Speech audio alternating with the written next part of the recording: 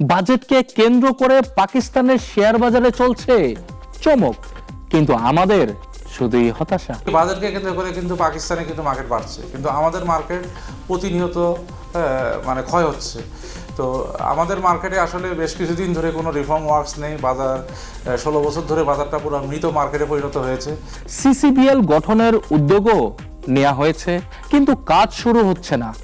Software সমস্যার সমাধান কি ঝুলিয়ে রেখেছে 7 বছর? সিসিপিএল চালু হলে যেটা হতো, আমরা দীর্ঘদিন ধরে শুধু স্টক নিয়ে বাজারে কাজ করছি, এর সঙ্গে আমরা আরও নতুন নতুন প্রোডাক্ট আনতে পারতাম। একই সঙ্গে ক্যাপিটাল মার্কেটকে সাপোর্ট দেওয়ার জন্য মার্কেট মেকারের যে সিস্টেমটা আছে সেই সিস্টেম আমরা সিসিপিএল এর মাধ্যমে চালু করতে পারতাম। দীর্ঘ মন্দায় আটকে গেছেন বিনিয়োগকারীরা, এখন কি করবেন ক্ষতিগ্রস্তরা? স্বাগত দর্শক, দেশে শেয়ার বাজার নিয়ে নাগরিক টেলিভিশনের বিশেষ আয়োজন শেয়ার টকে আপনাদের সঙ্গে আছি আমি সানি আহমেদ। শেয়ার টক অনুষ্ঠানটি পরিবেশিত হচ্ছে ব্র্যাক ইপিএল স্টক ব্রোকারেজ লিমিটেডের সৌজন্যে। দর্শক, পুঁজিবাজারের দৃষ্টি এখন আসন্ন বাজেটের দিকে। যদিও চলমান সংকট কাটাতে নানা ইতিবাচক পদক্ষেপেও গলেনি আস্থাশীলদের মন, তারা যা চাইছেন সেটিও যে সম্ভব নয় তাই স্পষ্ট। তবে অর্থ উপদেষ্টা সম্প্রতি জানিয়েছেন আসন্ন বাজেটে পুঁজিবাজারের জন্য থাকতে পারে অর্থ বরাদ্দ। আইসিবি মিউচুয়াল ফান্ডের মাধ্যমে স্বল্প সুদে দেয়া হবে অর্থ, আর এটি বরাদ্দ দিবে Bangladesh bank. Unilever, power grid সহ বেশ কিছু লাভজনক কোম্পানিকে তালিকাভুক্ত করতে দেয়া হবে প্রণোদনা। এছাড়া তালিকাভুক্ত অতালিকাভুক্ত কোম্পানির কর হার বিদ্যমান 5% থেকে বাড়িয়ে 7.5% করা হতে পারে। দর্শক, এক চরম আস্থা সংকটে সপ্তাহ পার করছে পুঁজিবাজার। ক্ষতির মাত্রা এতটাই বেড়ে গেছে যে পোর্টফোলিও লেনদেন শেষে দেখা বাদ দিয়ে দিয়েছেন বিনিয়োগকারীরা। গেল সপ্তাহে ঢাকা স্টক এক্সচেঞ্জের সূচক 147.2 পয়েন্ট কমে দাঁড়িয়েছে 4,638 পয়েন্ট। লেনদেন 140 কোটি কমে সর্বমোট টার্নওভার হয়েছে 1,581 কোটি টাকা। বাজার মূলধন কমেছে 2,105 কোটি টাকা। এদিকে সপ্তাহ জুড়ে 395 প্রতিষ্ঠানের মধ্যে দর বৃদ্ধি পেয়েছে 68টির, কমেছে 303টির এবং অপরিবর্তিত রয়েছে 24টির দর। টানা 8 সপ্তাহ ধরে পতনে রয়েছে চট্টগ্রাম স্টক এক্সচেঞ্জ। গেল সপ্তাহে সিএসসি সূচক CASPI 334 পয়েন্ট কমে দাঁড়িয়েছে 13,052 পয়েন্ট। সপ্তাহ জুড়ে লেনদেন হয়েছে 61 কোটি 35 লাখ টাকা। এছাড়া 305 প্রতিষ্ঠানের মধ্যে দর বেড়েছে 73টির, কমেছে 208টির এবং অপরিবর্তিত রয়েছে 24টির দর। দর্শক, এবারে মার্কেটের একটু গভীর বিশ্লেষণ করতে চাই। শেয়ার টকের আজকের মার্কেট বিশ্লেষণ জানাবেন ইউসিবি স্টক ব্রোকারেজ লিমিটেডের রিসার্চ টিমের পক্ষে অনেক মাহমুদ। শেয়ার বাজার এই সপ্তাহেও দেখা গিয়েছে যে সূচকের যে নিম্নমুখী প্রবণতা সেটি ধরে রেখেছে, এবং আমরা দেখেছি যে এই সপ্তাহে সূচক প্রায় 147 পয়েন্ট পড়েছে এবং মোটামুটি সবগুলো সেক্টরই হচ্ছে নেগেটিভে ক্লোজ করেছে।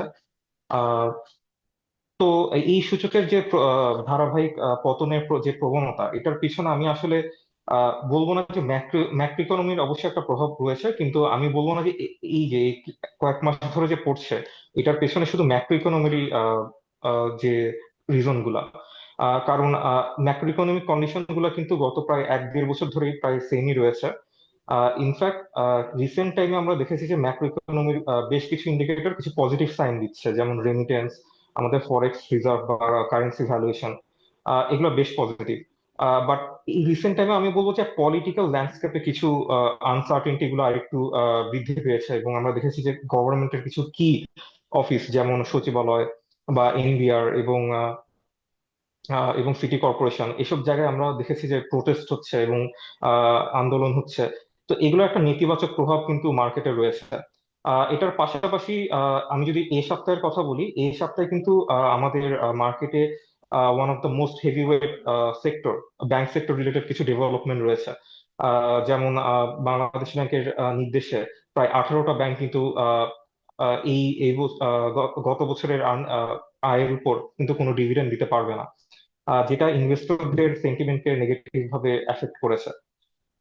এছাড়া আমি যদি বলি যে সামনে হচ্ছে আমাদের ঈদ উল আজহা আছে, এবং এই ঈদের আগে সবসময় আমরা দেখেছি যে লিকুইডিটির কিছু একটু প্রেশার থাকে।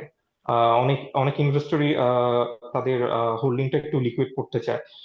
প্লাস মার্জিন লোন নিয়ে যে আমাদের যে আহ, কেনার যে প্রবণতা সেটাও হ্রাস পেয়েছে, কারণ আপনারা জানেন যে প্রায় 10 দিনের একটা বড় একটা লম্বা ছুটি রয়েছে, এবং এই 10 দিনের জন্য কেউ হয়তো বা মার্জিন লোন নিয়ে নতুন করে কিছু কিনবে না, তাহলে তাকে শুধু শুধু হয়তো বা ইন্টারেস্ট রেটটা বিয়ার করতে হতে পারে। তো মোটামুটি এইসব রিজনই আমি বলবো যে মার্কেট গত কয়েক সপ্তাহ ধরে আসলে একটু কয়েক সপ্তাহ ধরে স্ট্রাগল করছে। প্রভিশন সংরক্ষণ সঠিকভাবে পালন না করায় 18 ব্যাংকের ডিভিডেন্ড প্রদানের নিষেধাজ্ঞা দিয়েছে বাংলাদেশ ব্যাংক, যার একটি নেতিবাচক প্রভাব অবশ্য পড়েছে শেয়ার বাজারে। তবে ব্যাংকগুলোর সংগঠনের নেতারা বাংলাদেশ ব্যাংকের সঙ্গে বিষয়টি সুরাহা করার জন্য চেষ্টা চালিয়ে যাচ্ছেন। নীতিমালা অনুযায়ী প্রায় 18টি ব্যাংক কিন্তু ডিভিডেন্ড দিতে পারছে না, এবং এটা কিন্তু বিনিয়োগকারীদের একটু সেন্টিমেন্টকে আঘাত করেছে। দেখা যাচ্ছে যে ব্যাংকগুলোর অ্যাসোসিয়েশন ব্যাংক গুলো সেন্ট্রাল ব্যাংকের সাথে চেষ্টা করছে একটা নেগোসিয়েশনের মাধ্যমে একটা পর্যায়ে আসতে, কিন্তু এখনো জিনিসটা নিয়ে অনেক আনসার্টেনিটি রয়েছে আর কি। তাদের যে পরিমাণ প্রভিশন রাখার কথা ছিল তারা সেই পরিমাণ প্রভিশন রাখছে না, এবং বাংলাদেশ ব্যাংক যেহেতু এটা নিয়ে অনেক স্ট্রিক্ট একটা মেজার নিয়েছে, সেই অনুযায়ী বাংলাদেশ ব্যাংকের কথা হচ্ছে আমাকে প্রপার প্রভিশনটা রাখতে হবে, এবং রাখার যেসব ব্যাংক রাখতে পেরেছে বা রেখেছে তাদের ক্ষেত্রে ডিভিডেন্ড দিতে বা ডিক্লারেশনে কোনো সমস্যা হয়নি। কিন্তু যারা প্রভিশনটা রাখেনি বা ডেফার করেছে এই বছরও, তাদের ক্ষেত্রে অ্যাকচুয়ালি বাংলাদেশ ব্যাংক কঠোর একটা স্ট্যান্স নিয়েছে, যে কারণে হচ্ছে এইসব ব্যাংক ডিভিডেন্ড অ্যাকচুয়ালি ডিক্লেয়ার করতে পারবে না। দর্শক, বিএসইসি ও বিনিয়োগকারীদের মধ্যে দূরত্ব কমাতে বৈঠক করেছেন অন্তর্বর্তী সরকারের প্রধান উপদেষ্টার বিশেষ সহকারী পুঁজিবাজারের দায়িত্ব পাওয়া ডক্টর আনিসুজ্জামান চৌধুরী। বিএসইসি কমিশনও ছিলেন সেই বৈঠকে। কি হয়েছিল সেখানে, কি নির্দেশনাই বা দিয়েছে সরকার, সে বিষয়ে জানবো বিনিয়োগকারী সংগঠনের নেতার কাছ থেকে। 14-15 জন বিনিয়োগকারী নেতা উপস্থিত ছিলাম। প্রায় 3 ঘন্টা যাবৎ এই মিটিংটি অনুষ্ঠিত হয়। মাননীয় প্রধান উপদেষ্টা মহোদয়ের বিশেষ সহকারী উনি অত্যন্ত ধৈর্য সহকারে আমাদের যুক্তিসঙ্গত দাবি দেওয়া এবং বিভিন্ন প্রস্তাবনা উনি শুনেছেন। উনি আমাদেরকে আশ্বাস দিয়েছেন যে দাবিগুলো অত্যন্ত যুক্তিপূর্ণ, আমরা অতি সত্বর পুঁজিবাজার উন্নয়নের লক্ষ্যে এগুলো সন্নিবেশিত করব। উনি বলেছেন আগামী বাজেটে পুঁজিবাজার উন্নয়ন এবং শক্তিশালী করার লক্ষ্যে ইতিবাচক কিছু পদক্ষেপ থাকবে। আমরা বলেছি পুঁজিবাজারে বর্তমান ব্যাপক তারল্য সংকট রয়েছে। এই তারল্য সংকট থেকে দ্রুত উত্তরণে আগামী বাজেটে কমপক্ষে 50,000 কোটি টাকার মার্কেট স্টেবিলাইজেশন ফান্ড গঠন করতে হবে এবং সেই বাজেটে ঘোষণা করতে হবে। এরপরে প্রস্তাবনা আমরা বলেছি পুঁজিবাজার বিনিয়োগকারীদের ব্যাপক আস্থার অভাব রয়েছে, তাই ব্যাংকগুলোর সুদের হার 10% নিচে আনার জন্য আমরা ব্যবস্থা নিতে বলেছি। এরপর আমরা বলেছি যে পুঁজিবাজারে দীর্ঘদিন যাবৎ ক্রান্তিকাল বিরাজ করছে, বিনিয়োগকারীদের পুঁজিবাজারের প্রতি বিনিয়োগকারীদের আস্থা শূন্যের কোঠায়। সেজন্য বিএসইসি, ডিএসসি, সিএসসি, আইসিবি আর অন্যান্য সংশ্লিষ্ট প্রতিষ্ঠান যেগুলো রয়েছে সেগুলোকে ঢেলে সাজাতে হবে। উনি বলেছেন আমরা যে কোনো ভাবে শেয়ার মার্কেটকে উন্নয়ন এবং শক্তিশালী করবই। উনি বলেছেন যে কোনো ভাবে পুঁজিবাজারকে উনি স্থিতিশীল করবেনই, এরকম ডিটারমিনেশন কথা বলেছেন। এরপর উনি বলেছেন আগামী বাজেটে পুঁজিবাজার উন্নয়নের জন্য শক্তিশালী করার জন্য একটা ভালো একটা পদক্ষেপ থাকবে। দর্শক, পরশু সোমবার 2রা জুন ঘোষিত হবে 2025-26 অর্থ বছরের বাজেট। একই দিনে আবার পাকিস্তানেও বাজেট ঘোষণা।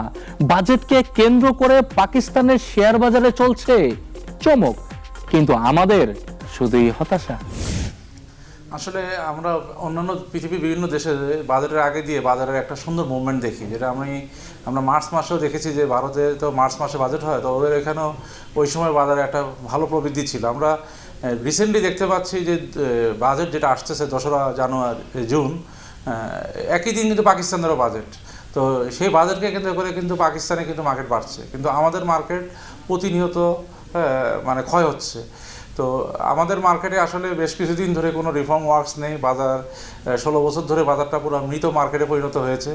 তো এই বাজারে জাগ্রত করার জন্য কিছু মনিটারি পলিসি, ফিসক্যাল পলিসি দরকার। কিন্তু যেহেতু জানেন যে এই মুহূর্তে দেশের ইনফ্লেশন বেশি, দেশে একটা হাই ইন্টারেস্ট রেজিম চলতেছে, যে কারণে মানে মনিটারি পলিসিতে সরকার হয়তো কিছু করতে পারবে না, কিন্তু ফিসক্যাল পলিসি দিয়ে গভর্নমেন্ট কিন্তু মার্কেটকে বিভিন্নভাবে সহযোগিতা করতে পারে। যেটা আমরা প্রধান উপদেষ্টা বেশ কিছুদিন ধরে মার্কেট নিয়ে যে মিটিং করতেছে বা ওনার উপদেষ্টা যে মিটিংগুলো করতেছে, সেই মিটিংয়ে দেখতে পাচ্ছি যে বাজারকে কিছু ফিসক্যাল মেজার দেওয়া যায় কি না, লিস্টেড নন লিস্টেড কোম্পানি ডিফারেন্স বাড়ানো যায় কি না, ট্যাক্সে কিছু রিলিফ দেওয়া যায় কি না, তারপরে ডিভিডেন্ড পলিসিতে কিছু চেঞ্জ আনা যায়। সিঙ্গেল আমরা জানেন যে ডিভিডেন্ড দিলে ডাবল ট্যাক্সেশন হয়, সেখানে কীভাবে সিঙ্গেল ট্যাক্সেশনে আনা যায়, এই ধরনের অনেক ফিসক্যাল পলিসি নিয়ে আলাপ হচ্ছে। তো হোপফুল বাজেটে 2 তারিখের বাজেটে এগুলো মেজাজ থাকবে। তো যদি সেটা মেজাজ থাকে, বাজার সবসময় তার আগে রিফ্লেকশন হয়। দেখা যাক বাজারে রিফ্লেকশন আসে কি না, কারণ বাজারে 230 কোটি টাকা ট্রেডে নেমে আসছে, বাজারে একদম প্রায় ডেড মার্কেটে পরিণত হয়েছে। একটা মার্কেট যেখানে অ্যাভারেজ টার্নওভার ছিল 800 থেকে 1,500 কোটি টাকা, সেটা এখন 230 কোটিতে নেমে আসছে। তো হোপফুল যে এই ফিসক্যাল মেজারগুলো আসলে বাজারে গতি পাবে। দর্শক, পুঁজিবাজার সংস্কারের সুযোগ নিচ্ছে তালিকাভুক্ত কোম্পানি। নিয়ন্ত্রণ সংস্থার যেসব কোম্পানির অনিয়মে বিপুল পরিমাণ আর্থিক জরিমানা করেছিল, সেগুলো ছিল আগের কমিশনের তৈরি করে রেখে যাওয়া প্রতিবেদনের উপর ভিত্তি করে। বর্তমান কমিশন দায়িত্ব গ্রহণের পর কারসাজি যেসব শেয়ারে হচ্ছে, আর্থিক প্রতিবেদনে যে লুকোচুরি চলছে, ডিভিডেন্ড প্রদানে যে উদাসীনতা দেখাচ্ছে, সেগুলোর দিকে দেয়া হচ্ছে না দৃষ্টি। যে ইনফ্লেশনকে ডাউন করার জন্য সরকার কিছু মেজার্স নেয়, যেটা একটা অন্যতম কাজ হচ্ছে রেট, মানে ব্যাংকের ইন্টারেস্ট রেট বেড়ে যায়। তো ব্যাংকের ইন্টারেস্ট রেট বাড়াতে আমাদের দেশে কিছু mega company like ACI, FS footwear, এরা প্রচুর মানে হাই ডেট কোম্পানি। তো ডেট কোম্পানি যেটা হয়, সুদের হার যদি বাড়ে তখন তাদের সুদের ইনকাম বাড়ে। তো যে কারণে দেখা যাচ্ছে যে তারা এবার প্রত্যেকে, এসিআই লস দেখাইছে, ফুটওয়্যার তাদের স্বাভাবিক যে আর্নিং ছিল তার থেকে 50% কম আসছে। হয় আমরা দেখি মাল্টিন্যাশনাল কোম্পানি বাটা, তারা মাত্র 350 কোটি টাকা সেলস করে, তারা একই ধরনের ইন্ডাস্ট্রি, তারা 38 কোটি টাকা প্রফিট দেখাইছে। তাদের নেট প্রফিট টু সেল ছিল অ্যারাউন্ড 10%। আর হয়রাস এফএস ফুটওয়্যার, তারা 540 কোটি টাকার বিক্রি করে তারা প্রফিট দেখাইছে 95 লাখ। এখন এই যে ডিসক্রিমিনেশনগুলো হচ্ছে ক্যাপিটাল মার্কেটে লাস্ট 15-16 বছর ধরে, এগুলো দেখার দায়িত্ব আসলে বিএসইসি, এগুলো দেখার দায়িত্ব সরকারের এবং সরকারের অ্যাকাউন্টিং ডিপার্টমেন্টের, Bangladesh bank also, NBR also. কারণ আমরা জানি এফএস ফুটওয়্যার বাইরের দেশে জুতাও এক্সপোর্ট করে, তারা ইনসেন্টিভ পায়, তারা 12.5% ইনসেন্টিভ পায়। তো 100 কোটি টাকার মতো ইনসেন্টিভই পায়। তো সেসব ইনসেন্টিভ কোথায় যায়, বিনিয়োগকারীদের কেন দেখাচ্ছে না? ইভেনলি আজকে যদি বাংলাদেশে কতগুলো সেলস পয়েন্ট এফএস ফুটওয়্যারের, তারা আমরা জানি, আমরা যারা ব্যবসা বাণিজ্যের সাথে আসছে আমরা জানি একটা জুতা বিক্রি করলে কত টাকা প্রফিট হয়। তো তারা কি করছে, এই এফএস ফুটওয়্যার 540 কোটি টাকা তারা সেলস করেছে, 75%ই তারা দেখাইছে কস্ট অফ গুডস সোল্ড, হয়রাস বাটা দেখাইছে 59% হচ্ছে কস্ট অফ গুডস সোল্ড। শুধু এখানে প্রচুর ডিসক্রিমিনেশন। এখন এগুলো দেখার দায়িত্ব তো আসলে কনসার্ন বডির, আমাদের এই অ্যাকাউন্টসগুলোর জন্য সরকার অনেক রকম প্রতিষ্ঠান বানাইছে, কিন্তু ওদের দেখার দায়িত্ব এগুলো, চার্টার অ্যাকাউন্টে দেখার দায়িত্ব। কিন্তু আমরা দেখতে পাচ্ছি যে এগুলো সবসময় আমরা পুঁজিবাজারে পড়ে যাচ্ছে, এই হচ্ছে সেই হচ্ছে, কোনো ইয়ারে আস্থা নাই। কিন্তু এই যে কোম্পানিগুলো যে জোচ্চুরিগুলো করতেছে, কোম্পানিগুলো যে রিয়েল টার্নওভার দেখাচ্ছে না, আমার অ্যাকাউন্টস দেখাচ্ছে না। অনেক কোম্পানি, এই যেমন আপনি দেখেন হাইকোর্টের একটা সমস্যার কারণে বেক্সিমকো গ্রুপ তাদের থার্ড কোয়ার্টার অ্যাকাউন্টস দেখাচ্ছে না। এগুলো কিন্তু বিনিয়োগকারীদের আস্থাকে ব্যাডলি ইফেক্টেড করছে। তো এই জিনিসগুলো এসএসসি দেখা উচিত, বিনিয়োগকারীরা যাতে কোনোভাবে ক্ষতিগ্রস্ত না হয়। শেয়ার বাজারে যদি মাত্রা অতিরিক্ত দরপতন হয়, তাহলে central counter party Bangladesh limited বা সিসিবিএল মার্কেট মেকারের ভূমিকা পালন করে বাজারকে করে স্থিতিশীল। বহু বছর গত হয়েছে, সিসিবিএল গঠনের উদ্যোগও নেওয়া হয়েছে, ডিএসসি নিকুঞ্জে টাওয়ারে দেয়া হয়েছে অফিস বরাদ্দ, কিন্তু কাজ শুরু হচ্ছে না। সফটওয়্যার সমস্যার সমাধান কি ঝুলিয়ে রেখেছে 7 বছর? বলেছি সিসিবিএল 2019 সালে স্থাপিত হয়েছে এবং আজকে 7 বছর হয়ে যাচ্ছে। সিসিবিএল চালু হলে যেটা হতো, আমরা দীর্ঘদিন ধরে শুধু স্টক নিয়ে বাজারে কাজ করছি, এর সঙ্গে আমরা আরও নতুন নতুন প্রোডাক্ট আনতে পারতাম। একই সঙ্গে ক্যাপিটাল মার্কেটকে সাপোর্ট দেওয়ার জন্য মার্কেট মেকারের যে সিস্টেমটা আছে সেই সিস্টেম আমরা সিসিবিএল এর মাধ্যমে চালু করতে পারতাম। কিন্তু আনফর্চুনেট যে আমরা দীর্ঘ 7 বছর এটা চালু করতে পারিনি এবং গত সরকারের শেষের দিকে একটা বড় ধরনের সফটওয়্যার কেনার জন্য একটা প্রস্তাবনা আসছিল, যেটা ডিএসসির দৃষ্টিতে এবং আমাদের সবার দৃষ্টিতেও এটাকে আমাদের কাছে অত্যাধিক বা অতি মূল্যায়িত মনে হচ্ছে। আর ডিএসসি আপনারা জানেন যে ডিমিউচুয়ালাইজেশন হয়েছে এবং 2017 বা 18 সাল থেকে চায়না ডিএসসির সাংহাই এবং সেনজেন স্টক এক্সচেঞ্জ ডিএসসির পার্টনার, 25% শেয়ার ওনাদের, এবং তাদের সঙ্গে একটা চুক্তি আছে যে আপনারা জানেন যে সাংহাই স্টক এক্সচেঞ্জ মূলত একটা আইটি কোম্পানি এবং আইটিতে ওনাদের যথেষ্ট অবদান আছে চাইনিজে, এবং ওনারা সিসিবিএলের যে সফটওয়্যারগুলো এগুলো চায়নাতেও ওএমএস থেকে শুরু করে সব কিছুই ওনারা সরবরাহ করেছেন। সুতরাং আমরা যদি যে বাজার মূল্যে অতি মূল্যায়িত বাজার মূল্য যেটা আমরা শুনেছি সেই দর থেকে যদি কম দামে আমরা চায়না থেকে এটা আনতে পারি এবং অতি দ্রুত সিসিপি চালু করতে পারি, এটা আমাদেরকে বাজারকে দীর্ঘমেয়াদী একটা স্টেবল পজিশনে রাখতে খুব সাহায্য করবে। যখন এটা আসবে তখন অন্যান্য ইকুইপমেন্ট তো চালুই হবে, সেটার সঙ্গে যেটা হবে যে মার্কেট মেকারের একটা আইন আছে আমাদের সিকিউরিটি এক্সচেঞ্জের। এই মার্কেট মেকারের লাইসেন্স আমরা জানি যে ইতিমধ্যেই 3-4টা অর্গানাইজেশনকে মার্কেট মেকারের লাইসেন্স দেওয়া হয়েছে এবং মার্কেট মেকাররা যেটা করবে, আমাদের মেইন বাজারের সমস্যা কি, আমাদের বাজারে হচ্ছে যে ভালো স্টকগুলোকে আমরা সাপোর্ট দিতে পারি না। আমাদের এখানে ভালো স্টক, আমি ধরে নিলাম স্কোয়ারের কথা, ব্র্যাক ব্যাংকের কথা, আমরা এই যে ভালো স্টকগুলো আছে এই স্টকগুলো যখন মার্কেট ফল করে তখন এগুলো পড়ে যায়। তো একজন মার্কেট মেকার যদি থাকে, মার্কেট মেকার যখন থাকবে তখন এই ভালো স্টকগুলো পড়বে না, তারা একটা সার্টেন স্টেজে এই ভালো স্টকগুলোকে ধরে রাখবে। যা সাপোর্টটা আসবে সিসিপি থেকে, সিসিবিএল থেকে, এই সাপোর্টটা যখন আসবে, মার্কেট মেকার যখন এই সাপোর্ট পাবে, বাজারে ভালো শেয়ারগুলো যখন পড়বে না, তখন কিন্তু বাজারের ভালো শেয়ারের প্রতি সাধারণ জনগণের একটা আস্থা ফিরে আসবে। এখন যেটা হচ্ছে যে আমরা দেখি যে প্রতিনিয়ত বাজে শেয়ারের প্রতি মানুষের আস্থা, কারণ ওখানে কিছু পয়সা পাচ্ছে এবং ভালো শেয়ারে পয়সা হারানোর একটা সম্ভাবনা থাকছে। সুতরাং কিন্তু খারাপ শেয়ারে গিয়ে কিন্তু রিস্ক অনেক বেশি হয়ে যাচ্ছে, আমাদের বিনিয়োগকারীরা তাদের সর্বস্ব হারাচ্ছেন। সুতরাং সেই ক্ষেত্রে ভালো শেয়ারে বিনিয়োগের জন্য আমাদের সিসিপিটা খুব জরুরি দরকার। একই সঙ্গে আমরা সিসিপি যদি চালু হয়, আমরা মার্কেট মেকিং যে ব্যাপারটা আছে, মার্কেট মেকার তার কার্যক্রম শুরু করতে পারবেন। দর্শক, এবার বিনিয়োগ শিক্ষা পর্ব। দীর্ঘ মন্দায় আটকে গেছেন বিনিয়োগকারীরা, এখন কি করবেন ক্ষতিগ্রস্তরা, সে বিষয়ে পরামর্শ জানবো বিশেষজ্ঞের কাছ থেকে। যে পুঁজিবাজার স্বল্প বিনিয়োগের জায়গায় না, পুঁজিবাজার হচ্ছে দীর্ঘমেয়াদী বিনিয়োগের জায়গা। সুতরাং আপনারা যদি কেউ চিন্তা করে আসেন যে খুব অল্প মেয়াদে আমি এখানে ইনভেস্ট করেই 10%, 12%, 15%, কেউ 100% আশা করেন, এই ধরনের চিন্তাগুলো বাতুলতা। আপনি একটা ভালো কোম্পানি দেখবেন যার গ্রোথ সামনে কি হবে, তবে যে কোম্পানিটার প্রাইস এখন আপনি যে ধরনের এক্সপেক্ট করতেছেন, আপনাকে আগে পড়াশোনা করতে হবে। যে কোনো স্টক নিয়েই আগে যদি পড়াশোনা করেন, সেটার যদি আপনি ফিউচারটা দেখতে পারেন, সেই ভালো কোম্পানিতে যদি আপনি বিনিয়োগ করেন, এই বাজারে লস হওয়ার কথা না, এই বাজারে লাভ হতো। সুতরাং সেই ক্ষেত্রে প্রথমত বিনিয়োগকারীদেরকে অমুক ভাই তমুক ভাইয়ের উপর ডিপেন্ড করা যাবে না। প্রত্যেকটা জিনিস নিজেকে বিবেচনা করতে হবে, যেটার অ্যাকাউন্টসটা কী, গত ক বছরের লভ্যাংশ কী, এরা কিভাবে ব্যবসা করছে, এদের প্রোডাক্টটা কি, সামনে কোনো ফিচার আছে কি না, ফিউচার আছে কি না, এগুলো সব কিছু দেখে যদি একজন বিনিয়োগকারী বিনিয়োগ করেন, লং টার্মে সবাই লাভবান হবে, লসের কোনো কারণ নেই। আর দ্বিতীয়ত হচ্ছে পুঁজিবাজার ঋণ করে বাজার করার জায়গা না, পুঁজিবাজার হচ্ছে বিনিয়োগের জায়গা। আপনি লং টার্ম বিনিয়োগে আসবেন, সুতরাং এখানে মার্জিন লোনের ধারে কাছে যেন না যান আপনারা, যারা ক্ষুদ্র বিনিয়োগকারী আছেন। ক্ষুদ্র বিনিয়োগকারীরা মার্জিন লোনের ফাঁদ থেকে বেরোয় আসেন, মার্জিন লোন আপনাদেরকে সর্বশান্ত করে দেবে। দর্শক, এবারে আন্তর্জাতিক শেয়ার বাজার কারেকশন থেকে আবারও ইতিবাচক ধারায় ফিরেছে যুক্তরাষ্ট্রের বেশিরভাগ পুঁজিবাজার। দেশটির ডাউ জোন্সের সূচক গেল 5 দিনে 0.57% বেড়ে দাঁড়িয়েছে 42,099 পয়েন্ট। এছাড়া S&P ইন্ডেক্স 0.75% বেড়ে দাঁড়িয়েছে 5,889 পয়েন্ট। কিছুটা কারেকশনে মিশ্র প্রতিক্রিয়া রয়েছে ইউরোপের শেয়ার বাজার। গেল 5 দিনে যুক্তরাজ্যের FTSE 100 ইন্ডেক্স 0.07% কমে দাঁড়িয়েছে 8,726 পয়েন্ট। এছাড়া জার্মানির ডেক্স ইন্ডেক্স 0.30% বেড়ে দাঁড়িয়েছে 24,038 পয়েন্ট। উত্থান ধরে রেখেছে এশিয়ার শেয়ার বাজার। গত 5 দিনে জাপানের শেয়ার বাজার নিক্কি 225 ইন্ডেক্স 3.91% বেড়ে দাঁড়িয়েছে 38,433 পয়েন্ট। চীনের শেয়ার বাজার সাংহাই সি কম্পোজিট 0.50% কমে দাঁড়িয়েছে 3,363 পয়েন্ট।